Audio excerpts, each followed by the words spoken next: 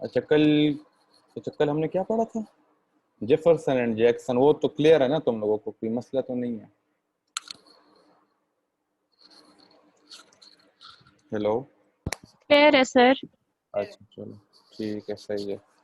अच्छा विल्सन पढ़ लेते हैं। फ्रैंकलिन का मैंने तुम लोगों को कहा हुआ है कि फ्रैंकलिन तुमने पढ़ना है, और तुम लोगों ने एक ट्रॉमन जो है ना वो तुम लोगों ने कर लेना है, तो ज़्यादा बेहतर हो जाएगा। ठीक है। अच्छा ये शुरू करते हैं प्रेसिडेंट विल्सन के बारे में। अच्छा, आज आप लोगों ने कितनी क्लासेस ली हैं?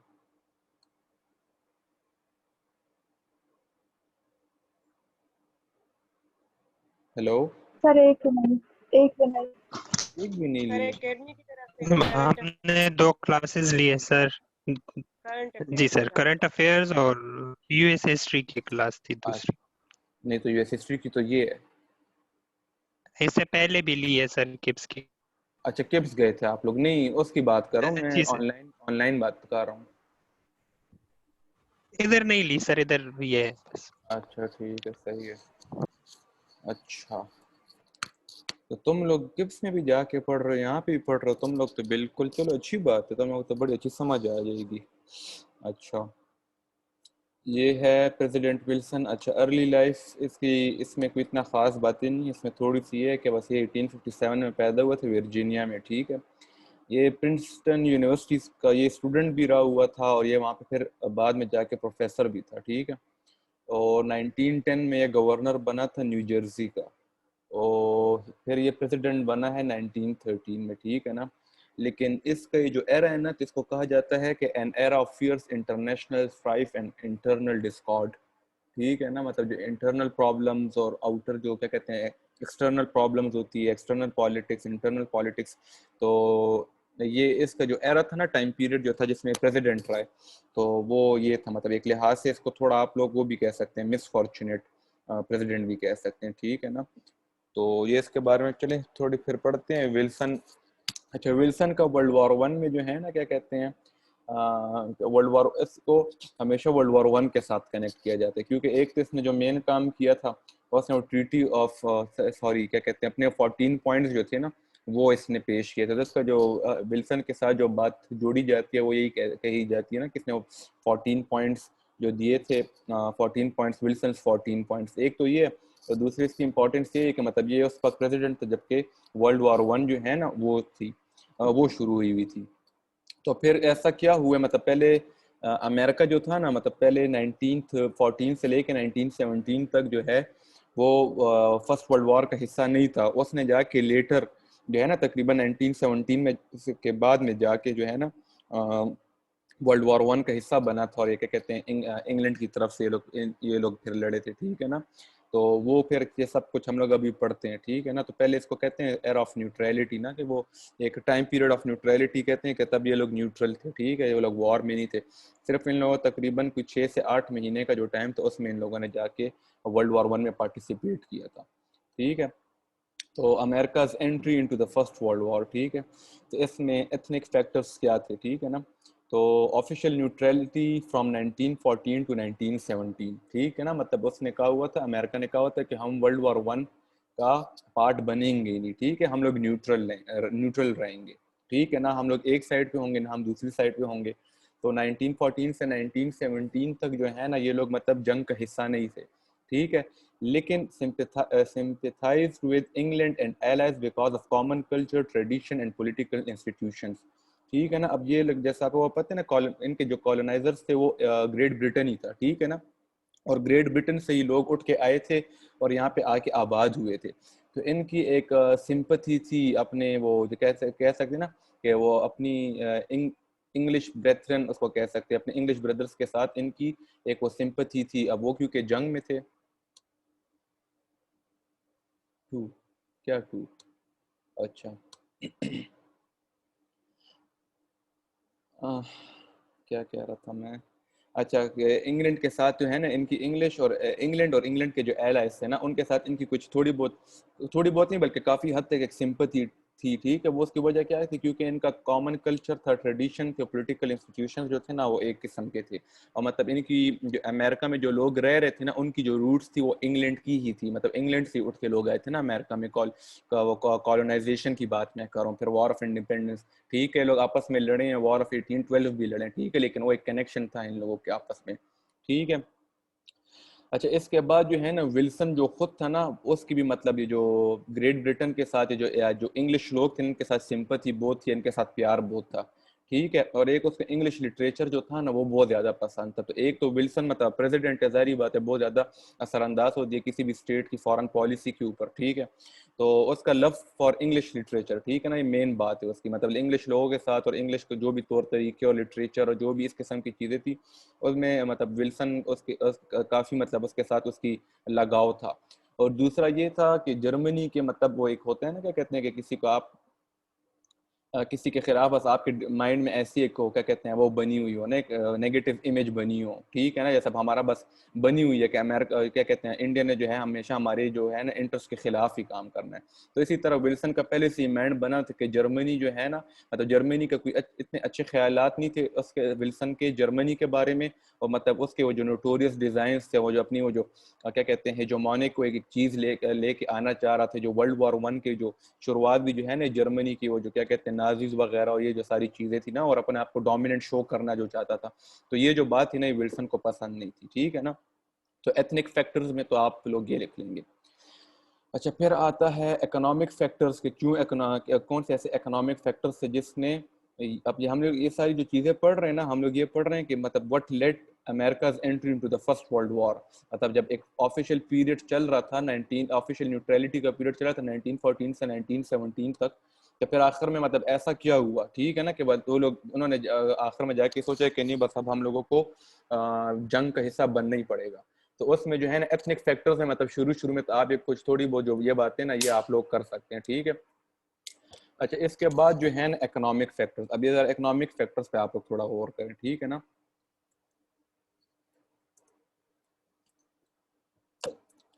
promoted Americans to join the war on the sides of the allies, ठीक है ना।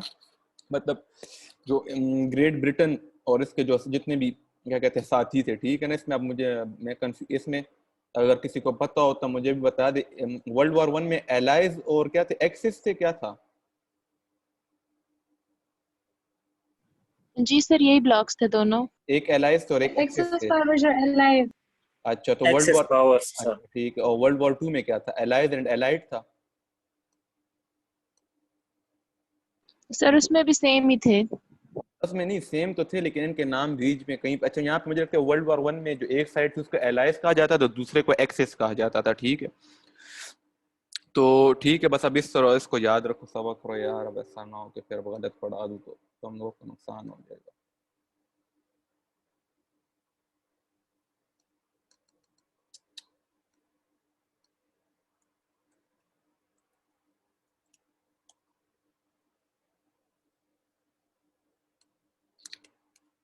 ये देखो वर्ल्ड वॉर नहीं, अच्छा allies versus axis, world war 1, allied powers also called the allies, the countries aided allied in the opposition to central powers Germany, Austria। अच्छा बस यही है, ठीक है, एक तरफ पे allies थे, दूसरी तरफ पे ये एक्सिस थे। तो economic factors prompted Americans to join the war on the sides of the allies, ठीक है ना। तो अब ये क्या था, अमेरिका जो था ना उस वक्त it was in advancing depression, मतलब एक डिप्रेशन की तरफ वो जा रहा था, उसकी जो इकोनॉमी थी वो एक डिप्रेशन की तरफ जा रही थी, ठीक है ना। और इस क्या कहते हैं वर्ल्ड वॉर 1 का इसने ये फायदा उठाया था ना, क्या कहते हैं अमेरिका ने, जो ये लोग कह रहे थे कि मतलब ये ऑफिशियल न्यूट्रलिटी है हमारी ना, तो सबसे ज्यादा जो फायदा है ना इस थर्ड पार्टी को ही हो रहा था। मतलब अभी आप देखें 1914 से लेके 1917 तक दो पार्टीज हैं वो आपस में लड़ रही हैं, लेकिन वो जो बहुत ज्यादा फायदा जो था ना वो एक थर्ड पार्टी को हो रहा था। जो थर्ड पार्टी थी ना वो अमेरिका थी, ठीक है ना। अमेरिका जो है ना वो डिप्रेशन की तरफ जा रही थी, ठीक है ना, जंग छिड़ने की वजह से, क्योंकि यहाँ पे इनकी जो मैन्युफैक्चरिंग और इंडस्ट्री वगैरह बड़ी ठीक ठाक थी, और मोस्टली जो क्या कहते हैं आर्म्स एंड एम्यूनिशन की, ठीक है ना। तो इसकी वजह से क्या हुआ कि जो एलाइड पावर्स जो थी ना, जो इंग्लैंड वगैरह और इसके जो साथी थे, they were making enormous purchases made by the allied powers, mostly munitions, ठीक है ना, और enormous increase in American exports. मतलब ये देखें ये क्या फिगर है, इससे 1914 टू इस यहाँ तक आ गया था 1916 में। ये मैंने माजूमदार से फिगर उठाया हुआ, ठीक है। कहीं पे भी अगर फिगर कोट करते हो ना तो उसके साथ सोर्स जरूर लिखना, ठीक है।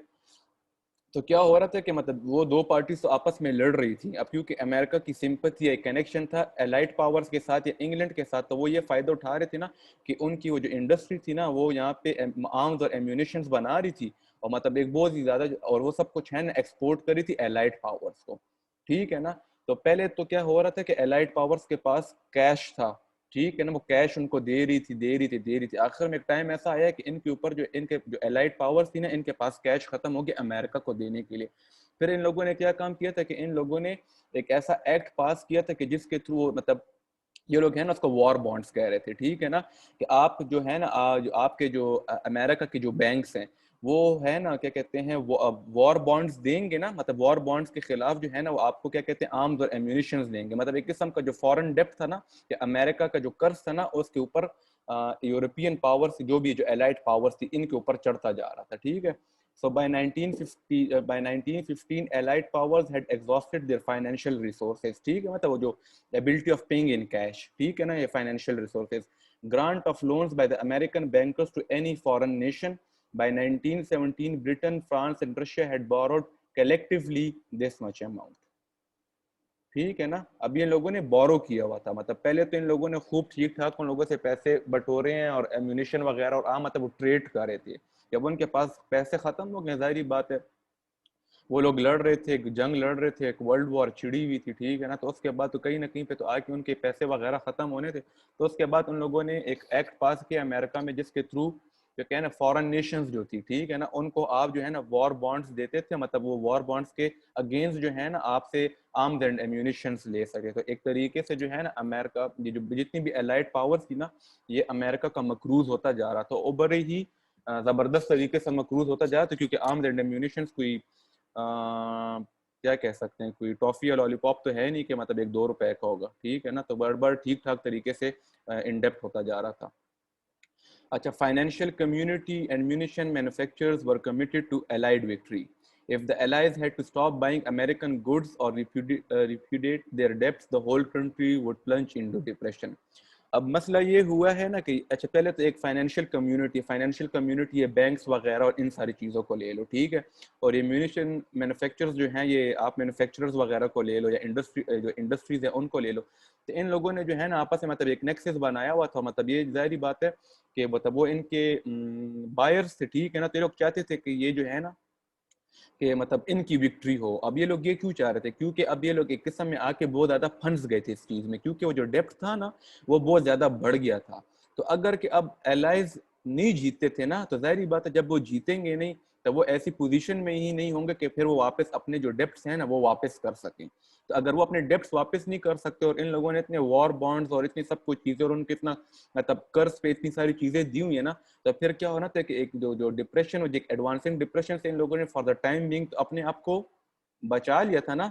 लेकिन अगर ये लोग एलाइड पावर्स जो थी अगर ये हार देती तो फिर तो अमेरिका का बेड़ा गर्क ही हो जाना था, क्योंकि बैंक्स वगैरह ने तो जो है जो कि कितने ज़्यादा पैसे जो है वॉर बॉन्ड्स के थ्रू और कितनी जो मैन्युफैक्चरिंग थी जो इंडस्ट्री वगैरह थी ना वो सब कुछ जो है ना इस उस पे लगा दी थी। मतलब एक किस्म के उन लोगों ने एक क्या कहते हैं एक दाव खेला हुआ था ना कि बस अब एलाइड को जीतना ही जीतना है, और अगर एलाइड नहीं जीतती ना तो फिर अमेरिका की जो इकोनॉमिक कंडीशंस है ना वो बहुत ज़्यादा ख़राब हो जाती। तो मतलब वो फाइनेंशियल कम्युनिटी बैंकर्स और मैन्युफैक्चरर्स इनके आपस में एक क्या कहते हैं कनेक्शन और एक नेक्सस बना हुआ था ना, ठीक है ना। और वो लोग है ना एलाइड जो पावर्स थी बस उनको सपोर्ट कर रहे थे, ठीक है ना। मतलब हर किस्म से किसी न किसी तरीके से जो है ना मतलब वो उनको अपनी चीज़ें जो है ना सप्लाई करते जा रहे थे। तो इससे जो है ना अमेरिका का एक किस्म से फायदा तो बहुत हो रहा था, लेकिन अगर कि ये जंग हार जाते हैं, ठीक है, और अपने डेप्ट्स वापस नहीं कर सकते तो फिर अमेरिका का ऐसा नुकसान होना था कि फिर मतलब वो कभी इससे बाहर ना निकल सकता है, मतलब बहुत ठीक ठाक नुकसान हो जाता, ठीक है।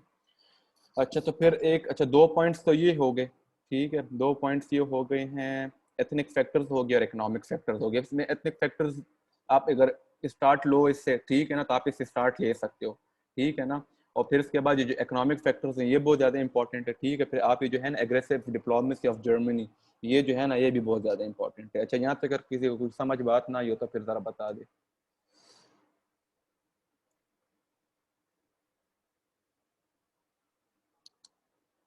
आ गई है समझ? सर ये एथनिक जरा दोबारा रिपीट कर दें, एथनिक फैक्टर्स जो आपने बताए हैं। अच्छा, एथनिक फैक्टर्स मैंने जो बताए। अच्छा, एथनिक फैक्टर्स जो है ना सिर्फ इतना है कि मतलब पहले जो है ना मैंने आपको बताया 1914 से लेकर 1917 अमेरिका की जो पोजीशन थी ना वर्ल्ड वॉर के ऊपर, वो ये थी कि हम लोग ना एलाइड, ये कभी इसने बताया है चैट पे, किधर गई चैट? अच्छा, ठीक है, ठीक है ना। तो ये जो है क्या कह रहा था यार मैं, अच्छा हाँ, तो वो जो है क्या कहते हैं ना, कह रहे ना इस तरफ से किसी भी पोल की तरफ नहीं थे, लेकिन उनकी जो सिंपथीज थी या वो लोग जो चाहते थे कि जोन सी पावर जीते ना, वो एलाइड पावर्स थी, ठीक है। एलाइड पावर्स इसलिए थी कि उसमें इंग्लैंड था, ठीक है ना, और इसकी वजह से उनका एक कॉमन कल्चर था, ट्रेडिशन था, जो पॉलिटिकल इंस्टीट्यूशन मतलब उनके साथ उनकी वो जो एक लगाव था या एक कनेक्शन था, ठीक है ना। तो एक तो मतलब ये जनरली एक बात हो गई है। दूसरा ये था कि जो विल्सन खुद था ना, उसका इंग्लिश लिटरेचर उसको बहुत ज्यादा पसंद थे, जो इंग्लिश या ग्रेट ब्रिटेन जो था ना एक किस्म का उसके साथ उसकी प्यार था या लगाव था, ठीक है ना। और दूसरा विल्सन का अपना जो है ना जर्मनी के बारे में कोई इतना अच्छा ख्याल नहीं था, और जो उसके नोटोरियस डिजाइन थे ना, मतलब वो जो अपने आप को पूरी दुनिया के ऊपर मुसल्लत करना चाहता था, तो वो उसके खिलाफ था। तो एथनिक फैक्टर्स में सिर्फ यही बात है, ठीक है। जी सर, थैंक यू। ठीक है। अच्छा, एग्रेसिव डिप्लोमेसी ऑफ जर्मनी, ठीक है। सबमरीन वॉरफेयर आपकी पे, आवाज नहीं आ रही। अब आ रही है? आ रही है सबको? यस सर, हमें आ रही है। अच्छा, आप किसको नहीं आ रही थी आवाज? किसने बोला था?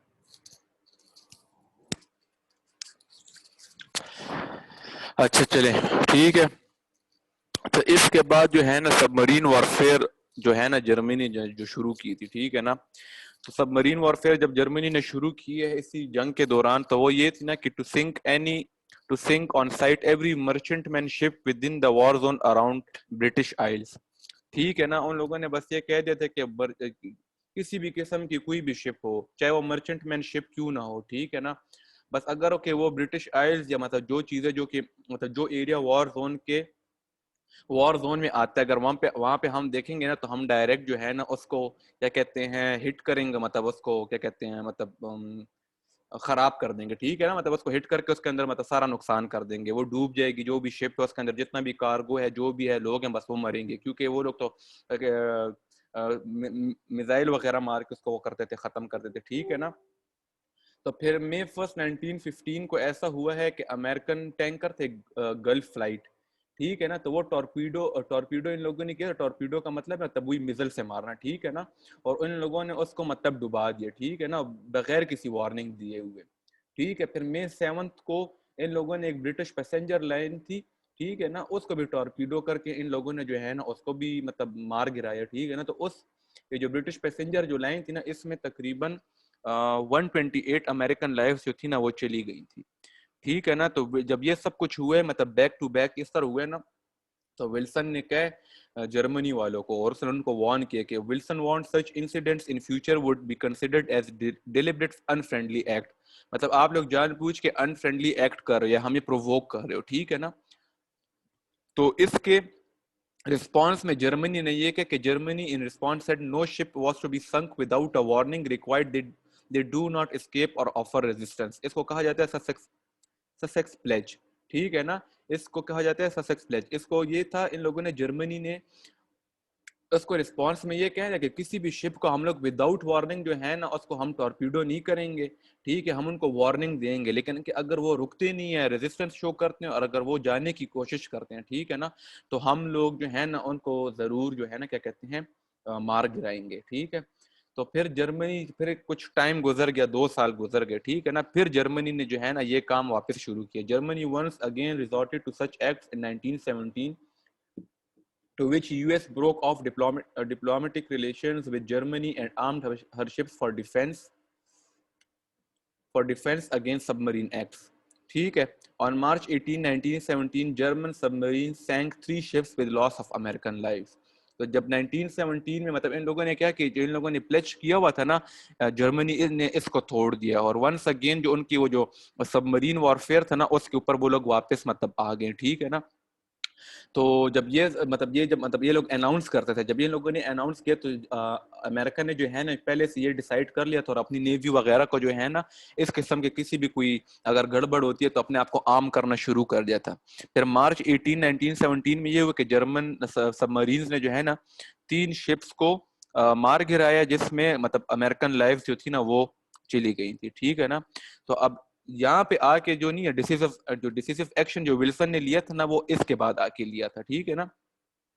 Wilson called special session of the Congress, उसने कहा neutrality is no longer feasible, और कांग्रेस से जो है ना अप्रूवल मांगा है कि हम लोग approval to go to war, और उसकी वजह से उसको बहुत मतलब इन सारे चीजों को मद्देनजर रखते हुए ओवरवेलमिंग मेजॉरिटी मिली है उसको, बहुत ही दोनों हाउसेज में अप्रैल 4 एंड अप्रैल 6 को, ठीक है। तो उसने जब विल्सन ने जब ये कांग्रेस में जब ये खिताब करा था, तो इसने कहा था कि neutrality is no longer feasible और desirable when the peace of the world is involved and the freedom of its people, the world must be made safe for democracy, ठीक है, and we shall fight for the things which we have always carried nearest to our hearts, ठीक है, nearest to our hearts. अब ये जो nearest to our hearts है, अब heart से अब ये तो हम कह सकते हैं, अब ये शायद हो सकते हैं इंग्लैंड की भी बात कर रहा हो, ये डेमोक्रेसी की भी बात कर रहा हो, ये फ्रीडम ऑफ इट्स पीपल, ये जो वर्ल्ड के जो लोग हैं इनकी भी बात कर सकता होगा, ठीक है ना। तो ये जो सारी जो जर्मनी की जो एग्रेसिव डिप्लोमेसी थी ना, जो सबमरीन वॉरफेयर ये था, तो आखिर में आके ये मतलब वो कहते हैं ना कि मतलब वो जो बिल्कुल आखिरी एक पॉइंट आ जाता है, तो ये वो पॉइंट था कि जहाँ पे आके विल्सन ने और फिर कांग्रेस ने ये डिसाइड किया कि अब हम लोगों को वॉर का हिस्सा बन जाना चाहिए, ठीक है। मतलब 1917 में आके 3 साल वर्ल्ड वॉर 1 जो है ना तब तक हो रही थी। अब यहाँ तक किसी का कोई सवाल हो तो बोलें।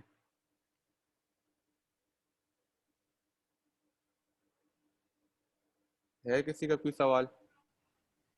नो सर, क्लियर है। अच्छा ठीक है, क्लियर। अच्छा अब यहाँ पे जिन लोगों ने अब ये यूएस हिस्ट्री पढ़ रहे हैं ना, अब जरा वो मुझे ये बता दें कि अब अगर हो सकता है मैं यहाँ पे गलत हूँ, तो फिर जरा तुम लोग अगर तुम लोगों को किसी में पता हो ना तो फिर मुझे बता दो।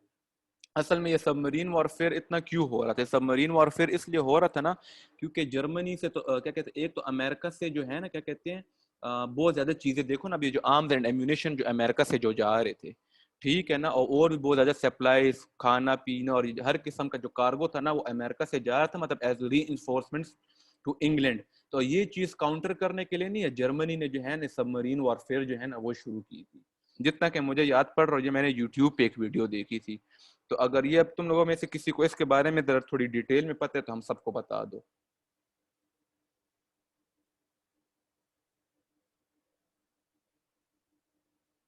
नहीं पता है किसी को?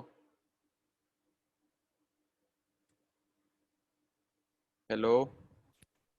सर मुझे बस इतना ही याद है कि सर नदीम फरीद जब हमें यूएसए हिस्ट्री पढ़ा रहे थे तो उन्होंने बताया था कि ये यू बोट थी इनकी, अच्छा। मतलब वो उसको यू बोट कहते थे ना द जर्मन्स। वो अटर सी बोट वो जर्मनी में कहते हैं, और इंग्लिश में ट्रांसलेट उसको करें तो वो अंडर सी बोट मतलब बनता है फिर उससे। अच्छा। तो इनकी एक सबमरीन थी जिसने आके आई गेस हाँ ये लुजिटेनिया शिप थी इनकी जी, उसको उन्होंने हिट किया था क्योंकि वो जो है तो यूके के रास्ते से, आयरलैंड के रास्ते से जो है तो वो आ रही थी यूएस में।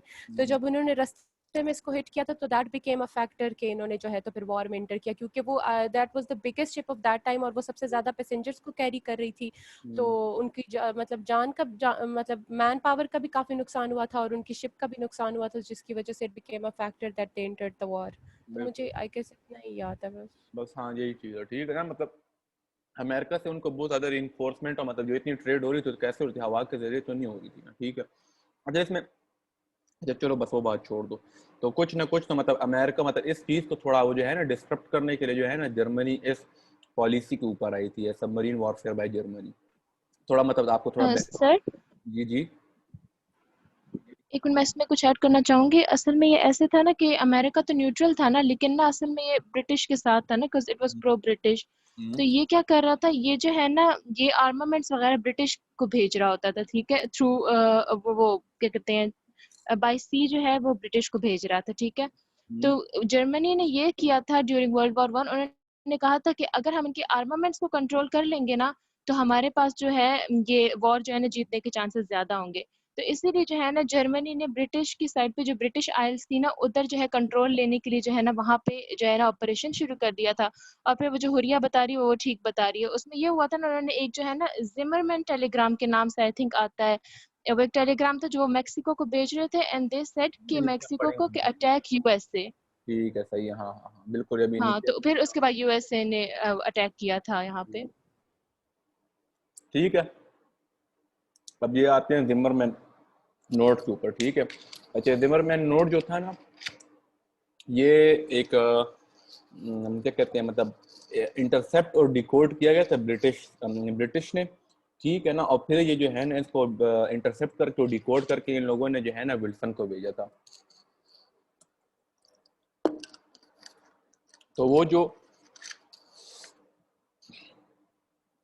जो क्या कहते हैं, वो जो नोट्स, उस नोट में क्या था, उस नोट में ये था कि जर्मन फॉरेन मिनिस्टर जो था ना, उसने एक नोट लिखा था, मतलब एक कोडेड नोट लिखा था प्रेसिडेंट ऑफ मेक्सिको के लिए। ठीक है ना, उसमें उसने ये उसको क्या कहते हैं बताया था, ये उसको एक अपना पॉइंट उसके सामने रखा था कि जर्मन और मेक्सिकन अलायंस बना लेते हैं against America if it join the war. ठीक है ना, कि अगर जर्मन अगर कि अमेरिका जो है ना वॉर ज्वाइन करता है तो जो जर्मन और मेक्सिकन एक अलायंस होगा, मतलब मेक्सिको जो है ना वो भी मतलब वॉर का एक हिस्सा बन जाएगी। ठीक है, तो अगर कि हम फिर जीत जाते हैं तो मेक्सिको को न्यू मेक्सिको, एरिजोना और टेक्सास जो है ना वो उसके शेयर में इसको मिल जाएगा। और दूसरा उसने ये उसको कहा था कि उसने मेक्सिको को, प्रेसिडेंट ऑफ मेक्सिको ये कहा था कि आपने जापान को परसुएट करना है कि आप जो है ना एलाइज को छोड़ दें और आप जो है ना उल्टा यूनाइटेड स्टेट्स के ऊपर अटैक कर लें। तो जिमर नोट जो है ना ये भी मतलब एक फैक्टर जरूर रहा हुआ है, मतलब आप इसको भी ऐड कर सकते हैं। ठीक है ना, तो इसमें भी कोई इतनी कोई वो बात नहीं है। अच्छा, एक और जो फैक्टर है ना वो मीडिया प्रोपोगेंडा है। ठीक है ना, मीडिया प्रोपोगेंडा इस तरह ना कि ब्रिटिश की जो नेवी थी ना उसने जितने भी जो ट्रांस अटलांटिक केबल्स होती है ना वो लोगों ने कट ऑफ कर दी थी, जो भी सेंट्रल पावर्स की थी। ठीक है, अब ये क्यों की थी? ठीक है ना, अब इन लोगों ने इसलिए की थी कि majority of the news came to America through London in which Germany was painted as an aggressor. मतलब वो पब्लिक ओपिनियन पेंट करने के लिए, शेप करने के लिए उन लोगों ने ये किया हुआ था ना कि जहाँ जो भी ऐसी जो मतलब ऐसी कोई न्यूज है ना वो सेंट्रल पावर्स की तरफ से जो है ना अमेरिका तक पहुंचे ही नहीं।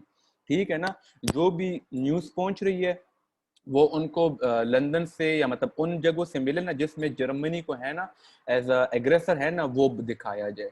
ठीक है, तो ये जो है ना इन लोगों ने क्या किया था कि मतलब मीडिया को भी बड़ा ठीक ठाक इन लोगों ने यूज किया था। मीडिया सेंसरशिप, अभी नीचे भी हम लोग पढ़ेंगे। ठीक है ना, मीडिया सेंसरशिप हुई थी बड़ी, मतलब वो न्यूज सिर्फ दिखाई जा रही थी अमेरिका में। और देखिए न्यूज होती है ना, मतलब उससे पब्लिक ओपिनियन बहुत जल्दी ट्रांसफॉर्म होते हैं। जब आप एक ही चीज बार बार पढ़ रहे हो तो कोई भी दूसरा ओपिनियन आपको एक चीज के बारे में, मतलब अगर आपको एक ही ओपिनियन मिल रहा है तो फिर आपका वैसा ही ओपिनियन बन जाएगा। ठीक है ना, तो इन लोगों ने मीडिया क्या कहते हैं, मतलब ये जो मीडिया के ऊपर ये जो इन लोगों ने वो लगाए हुए थे, मतलब इनके इख्तियारात थोड़े कम वगैरह किए हुए थे। मतलब इन लोगों ने जो ट्रांस अटलांटिक केबल्स थोड़े नहीं बल्कि बहुत कम किए थे ना, मतलब वही न्यूज़ अमेरिका में दी जा रही थी जिससे जर्मनी जो है ना मतलब वो एक एग्रेसर के तौर पे दिखाया जा रहा था कि पब्लिक ओपिनियन शेप हो सके कि कल तो जब अमेरिका वॉर ज्वाइन करे ना तो मतलब वो रिजेंटमेंट ना आए पब्लिक की तरफ से। ठीक है, तो ये जो सारे थी ये वो सारे रीजंस थे जिसकी वजह से अमेरिका जो है उसने फर्स्ट वर्ल्ड वॉर में एंट्री की थी after a period of neutrality from 1914 to 1917। ठीक है ना, मतलब 4 सालों की जंग में 3 साल तो ये लोग न्यूट्रलिटी में थे। ठीक है, वो आपसे पूछ सकते हैं कि ऐसे कौन से फैक्टर्स थे कि 3 साल न्यूट्रलिटी में रहने के बावजूद जो है वो अमेरिका कंपेल हुआ है इस बात पे कि उनको वॉर जो है ज्वाइन करनी चाहिए और ख़ास तौर से एलाइड पावर्स की तरफ से ज्वाइन करनी चाहिए। ठीक है ना, तो फिर आपने ये सारी कहानी उसको लिख देनी है। कोई क्वेश्चन है यहाँ तक? No sir. No sir. ठीक है, सही है। अच्छा, फिर हम लोग आते हैं consequences of America's entry into war. तो चलो इनकी अब एंट्री तो हो गई लेकिन उसका कॉन्सिक्वेंस क्या था, मतलब इम्पैक्ट क्या था। ठीक है ना, अब अमेरिका के ऊपर उसका क्या इम्पैक्ट था। तो एक जो था सप्लाई ऑफ मैन, ठीक है, नंबर 1। अच्छा, क्योंकि इन लोगों ने, अच्छा फिर इन लोगों ने क्या किया है कि जब अमेरिका की जब एंट्री हो गई है वॉर में ना, तो इन लोगों ने एक वो कर दिया था, मतलब एक चीज कंपलसरी बना दी थी, ठीक है ना, कि हर वो मेल, ठीक है, जिसकी एज 21 से 30 के दरमियान है ना, उसने जो है ना कंपलसरी मिलिट्री सर्विस करनी है, और उससे पहले जो है ना उसने कंपलसरी उसको अपने आप को रजिस्टर कराना है मिलिट्री ट्रेनिंग के लिए। और ये जिस एक्ट के तहत किया गया था उसको कहते हैं सिलेक्टिव सर्विस एक्ट 1917, ठीक है ना। इसमें भी इनका कोई लकी ड्रॉ सिस्टम होता था, लकी ड्रॉ में जिसका नाम निकलता था ना, फिर उसकी जो है ना ट्रेनिंग होती थी, और फिर उसकी जो है ना कंपलसरी मिलिट्री सर्विस उसको मतलब बस लाजमी करार दी गई थी, क्योंकि उनको अब मैन पावर की जरूरत थी, ठीक है। इनके पास इख्तियार था, क्या कहते हैं, लॉज ये लोग बना सकते थे, बस इन लोगों ने ऐसा लॉ बना के पास किया, और सारे जो आम पब्लिक है उसके ऊपर लागू हो जाता है, ठीक है ना। तो एक तो इन लोगों ने ये काम किया था सप्लाई ऑफ मैन के लिए, ठीक है। अच्छा, इन लोगों ने एक न्यू नेशनल आर्मी बनाई है, जो न्यू नेशनल आर्मी बस ये वो आर्मी थी जिसने जाना था यूरोप लड़ने के लिए, ठीक है ना। Shift an army of 2 million to Europe, मतलब 2 मिलियन लोग जा रहे हैं अमेरिका से यूरोप लड़ने के लिए, ठीक है। America's navy in cooperation with that of Britain, मतलब ब्रिटेन नेवी और अमेरिका की जो नेवी थी, इन लोगों ने आपस में कोऑपरेट करके जो है ना जर्मन को जो सबमरीन अटैक्स हो रहे थे ना, उनको क्या कहते हैं डिफीट किया था। और जो लैंड फोर्सेस थी उसमें एक जनरल इन लोगों ने अपॉइंट किया था, उसमें भी उसने बड़ी डिसिसिव बैटल्स में जो है ना इनके उसमें लड़े थे, क्या कहते हैं, एलाइड पावर्स की तरफ से लड़े थे, और वो भी ये लोग जीते थे, ठीक है ना। तो वो अब मैंने इसके अंदर नहीं लिखा हुआ, वो जब आप लोग पढ़ेंगे तो आपको नजर आ जाएगा, ठीक है। अच्छा, इन लोगों ने जो जंग की है ना, जो सिर्फ 6 मंथ्स के लिए जंग की थी, ठीक है। उसमें इन लोगों का जो लॉस हुआ था ना, उसके लिहाज से, क्या कहते हैं, मैन पावर के लिहाज से, तो 5 लाख लोग जो है ना वो मर गए थे, और तकरीबन 2 लाख और 6,000 लोग जो हैं, हो सकते हैं इससे थोड़े ज़्यादा हों, ठीक है ना, हो सकता है मैंने एक फिगर इसमें खाया हो, शायद ये 20 लाख हो, लेकिन ये मैंने अपने नोट्स उठाए तो मैंने ये लिखा हुआ था 2 लाख और 6,000 लोग जो थे ना, मतलब वो क्या कहते हैं, जख्मी हुए थे, ठीक है। अच्छा, सप्लाई ऑफ फाइनेंसेस में वही वाली सारी बात है, ठीक है ना, कि वॉर बॉन्ड इन लोगों ने दिए थे, ठीक है। वॉर बॉन्ड देने की वजह से जो है, क्या कहते हैं, मतलब अब जब आपके पास अपने इतने खुद के इतने पैसे ना हो, और आप एडवांसिंग डिप्रेशन में हो, ठीक है, आपकी एक्सपोर्ट वगैरह तो बहुत ज़्यादा हो रही है, लेकिन फिर भी जो है ना आप कर्ज पे कर्ज देते जाओ, तो फिर भी जो है ना वो भी आपके लिए इकोनॉमिकली है ना एक क्या कहते हैं, एक अच्छी सिचुएशन नहीं होती, ठीक है ना। वो जो सारी बातें हमने ऊपर की है ना, उसको थोड़ा यहाँ पे थोड़ा सा चेंज कर लेना, मतलब थोड़ी सी नेगेटिव साइड पे ले आना, ठीक है ना। और इसकी वजह से इन लोगों ने फिर क्या किया था, क्या मतलब नेशनल रेवेन्यू जनरेट करने के लिए है ना, इन लोगों ने नए टैक्सेस वगैरह लगा दिए थे, टैक्सेस वगैरह जो इनकम टैक्स वगैरह जो है वो थोड़ा बढ़ा दिया था, और लिकर के ऊपर, टोबैको के ऊपर है ना, इन लोगों ने एक्साइज ड्यूटी जो है ना बहुत ज़्यादा कर दी थी, ठीक है। तो ये जो है ना, ये पहले 2 पॉइंट्स हैं consequences of America's entry into war के, मतलब अमेरिका का फिर इसको क्या फ़र्क पड़ा है वॉर में जाने से। तो अब एक और क्या कहते हैं रूम बनाते हैं, तो फिर वहाँ पे रिज्यूम करते हैं, ठीक है।